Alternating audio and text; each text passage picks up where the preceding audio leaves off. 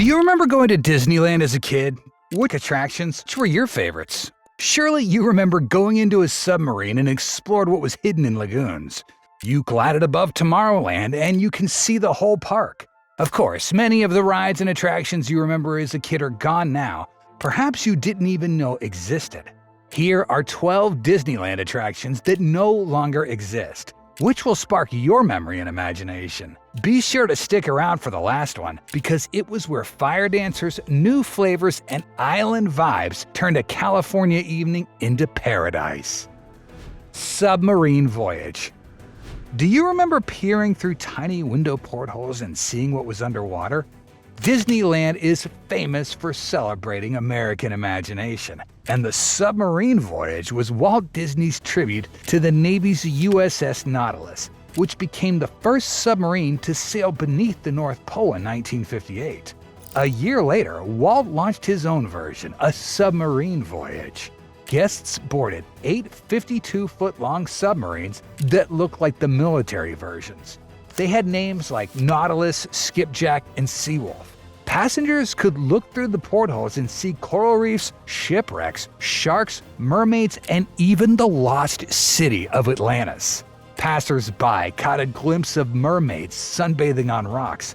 They were so excited that some guests dove into the lagoon to swim toward them, hoping to get a photo. In the 1980s, the subs were repainted bright yellow, reminding everyone of the Beatles' Yellow Submarine. By the late 90s, the costly maintenance and waning interest sealed its fate. It closed in 1998, leaving the lagoon eerily still until Finding Nemo Submarine Voyage revived it in 2007, allowing new generations to experience the mysteries of the water. These classic ruins could very well be the legendary lost continent of Atlantis. Adventure through inner space. I am becoming smaller and smaller. Do you remember hearing that? That was the voice of Paul Frees, who narrated to you through the attraction. Adventure through inner space opened in 1967 and was sponsored by Monsanto, reflecting America's obsession with science and discovery during the space age. The story took guests on a mind-bending journey into the microscopic world of atoms. Designed by Imagineer Claude Coates, it was the first attraction to use Disney's new OmniMover system, which kept a continuous stream of ride vehicles moving through a dark and immersive environment. The illusion began as you passed through the mighty microscope, watching riders ahead appear to shrink until they disappeared into the unknown. Inside, glowing snowflakes and swirling lights surrounded you as Free's voice described your descent beyond the limits of normal magnification. It was eerie, futuristic, and strangely peaceful. As Disneyland shifted from science fiction to Hollywood sci-fi, Adventure Through Inner Space closed in 1985 to make way for Star Tours, a Star Wars-based adventure. And there is the nucleus of the atom. Do I dare explore the vastness of its inner space? Mine Train Through Nature's Wonderland. Do you remember visiting what you thought was Yellowstone, but your parents told you as an adult it was just Disneyland? Mine Train Through Nature's Wonderland opened in 1960 as an expansion of the earlier Rainbow Caverns mine train. Imagineer Claude Coates transformed it into a scenic journey through desert mesas, waterfalls, and the glowing Rainbow Caverns finale. You might recall an old miner narrating the ride. You saw many animatronic animals, if you were young enough, thought they were real, like bears scratching their backs, beavers building dams, and mountain lions ready to pounce. Unlike thrill rides, this was a leisurely exploration. By 1977, Disney gave passengers more excitement by turning it into Big Thunder Mountain Railroad, with the most notable replacement, the slow, old-fashioned train in favor of a roller coaster. Out was the old miner narration and ragtime music, but at least much of the rockwork scenery and caves remained. You know, I hear tell a long time ago dinosaurs roamed this area. Of course, all you find now is cactus, snakes, and coyotes. PeopleMover. It was a nice break from walking around as you glided above Tomorrowland and saw the sights and the people below you. Based on Walt's dream of efficient city transportation for the future, the PeopleMover was part of Disneyland's Tomorrowland overhaul in 1967. It featured small open-air cars powered by rotating rubber tires sponsored by Goodyear built into the track. The system was smooth, quiet, and revolutionary. It was meant to demonstrate how urban centers could one day move people effortlessly. From the moving walkway to the gentle hum of the cars, everything felt relaxed and optimistic. Look, there's the Submarine Voyage. You can see all of Tomorrowland from above. You'd pass through Space Mountain and peek inside Adventure Through Inner Space. What a nice scenic ride.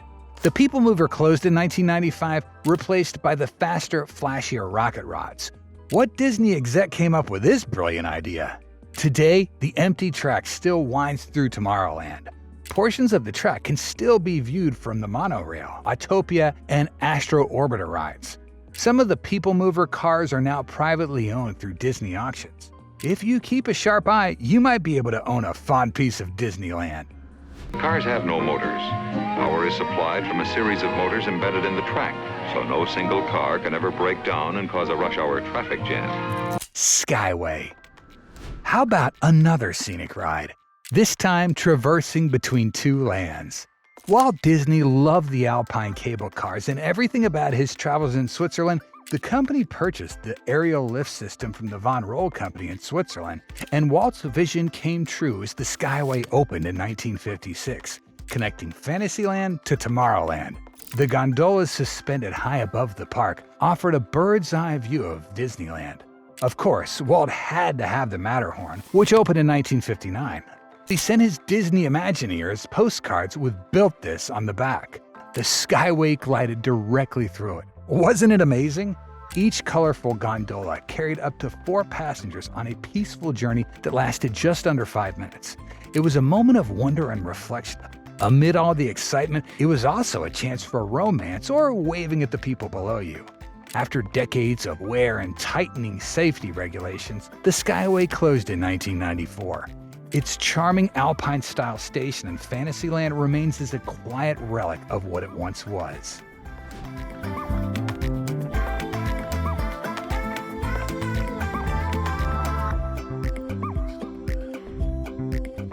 Swiss Family Treehouse.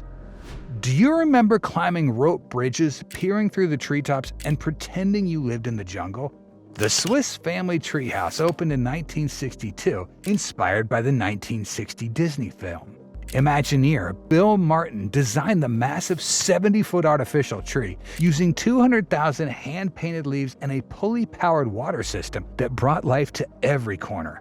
Families could wander through the Robinsons' treehouse, see their rustic kitchen, and admire the bamboo plumbing that powered the treehouse. It was as if you were on a movie set. You had fun exploring and used your imagination. In 1999, it was rethemed as Tarzan's Treehouse, and more recently became the Adventureland Treehouse inspired by a family of explorers. For baby boomers, the original Swiss Family version was the most magical. It was an escape into a world where survival meant ingenuity.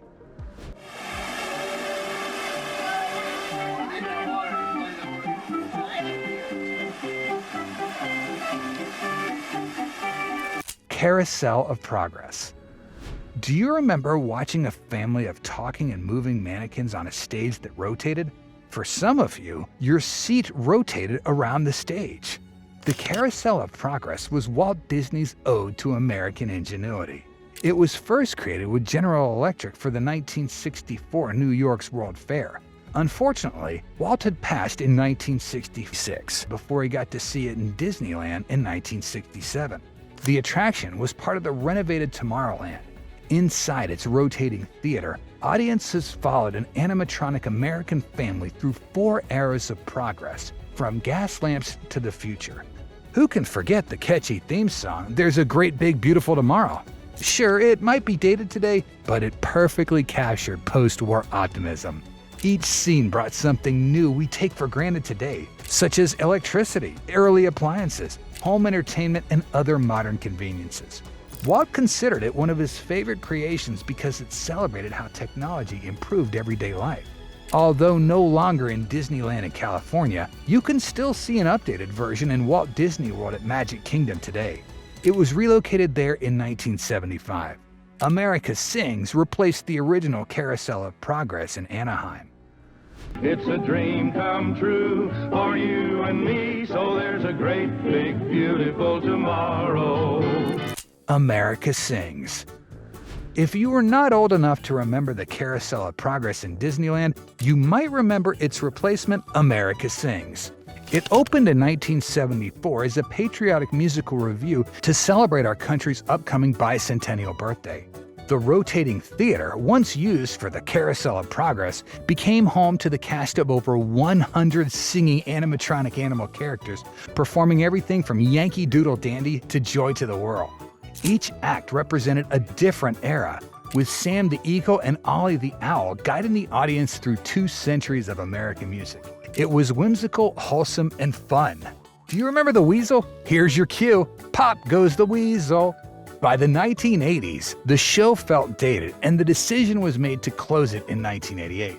Many of its characters found work in Splash Mountain, but the theater became a storage space for 10 years until Innovations moved in 1998.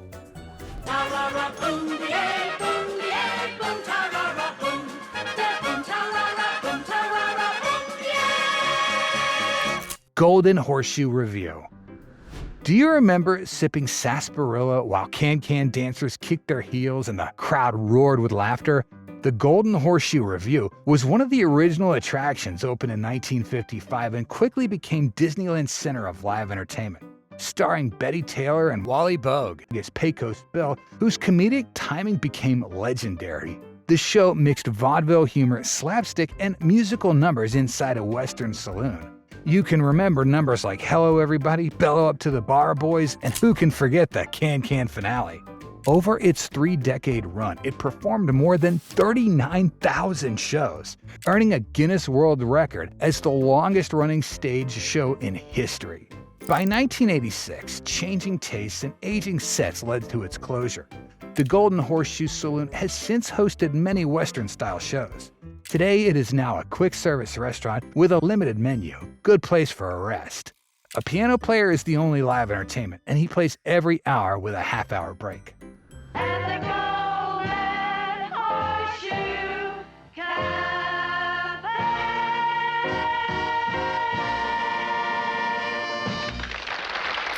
Monsanto House of the Future.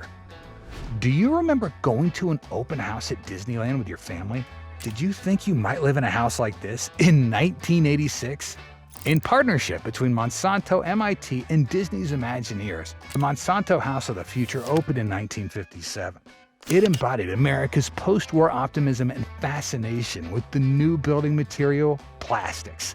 The house floated above the ground, and curved rooms projected from a pedestal foundation, which was their vision of a futuristic elegance set in 1986. Inside were unheard-of marvels such as a microwave oven, push-button drop-down kitchen cabinets, and even a flat-screen TV. Everything from the furniture to the paint was plastic, a material that seemed limitless in the 1950s. By 1967, plastic was no longer futuristic, and the attraction was removed. The reinforced material was so strong that even wrecking balls bounced off of it. It had to be taken apart into smaller pieces. The area became the Alpine Gardens and eventually Pixie Hollow. Would you want to live in a house like this? The 4-wing plastic shell makes a snug and solid 5-room dwelling designed for a family of 4. And coincidentally, it's a fairly typical family of 4 that gets first look. A family food center to store atomically irradiated food. Rocket to the moon, flight to the moon, mission to Mars. Do you remember sitting in a circular theater, feeling the rumble beneath your feet as you blasted off into space? Rocket to the Moon debuted in 1955, long before we really landed on the moon. Sponsored by TWA, it let visitors imagine the thrill of spaceflight during the height of the space race. The attraction simulated a launch complete with vibrating seats and viewing screens showing space as it looked from above and below the rocket. After the Apollo missions, Disneyland updated the experience to Flight to the Moon in 1967, then Mission to Mars in 1975, keeping pace with NASA's milestones. But by the early 1990s, America's interest in space had waned, and the fantasy lost its novelty. It closed in 1992, and it wasn't until 1998 that Red Rocket's Pizza Port, now Alien Pizza Planet, opened. The towering moonliner rocket that once symbolized tomorrow still stands proudly with TWA's red and white color scheme, a reminder of when space was the ultimate dream. Now on the large monitor, you can see your spacecraft waiting on the launch pad. Countdown is in progress and all systems are go. Have a good flight. Tahitian Terrace. Who can forget the music and the crackle of fire torches as hula dancers swayed beneath the palm trees? The Tahitian Terrace opened in 1962, a place that transported guests to an evening of South Seas paradise without leaving California. Set beside the Jungle Cruise in Adventureland, it offered dinner and a live tropical show complete with hula dancers, fire knife performers, and island-style dishes such as sirloin steak with teriyaki sauce, barbecue pineapple ribs, and coconut pineapple ice cream. Imagineers worked with Polynesian artists to make it feel authentic like a South Seas escape. No passport required. The mist from the waterfalls, the tiki torch lighting, and the trees and bamboo set the mood for a romantic evening and are a favorite for anniversaries. In 1993, Disney execs decided to close Tahitian Terrace, not because it was unpopular, but to make room for a new attraction to promote Aladdin the movie, with Aladdin's Oasis, a short-lived dinner show concept. Today, it is now the Tropical Hideaway, which has some resemblance to the Tahitian Terrace, but sadly without the live entertainment. Once diners had their meal, they were entertained throughout the day with a variety of different performances. Mainly, it started with island music and then moved into a hula dance and was finished by a powerful performance by the fire dancers. There you have it. Did we miss any? What were your favorite rides? Let us know in the comments. If you enjoyed this video, watch another one. YouTube thinks you'll enjoy this one next.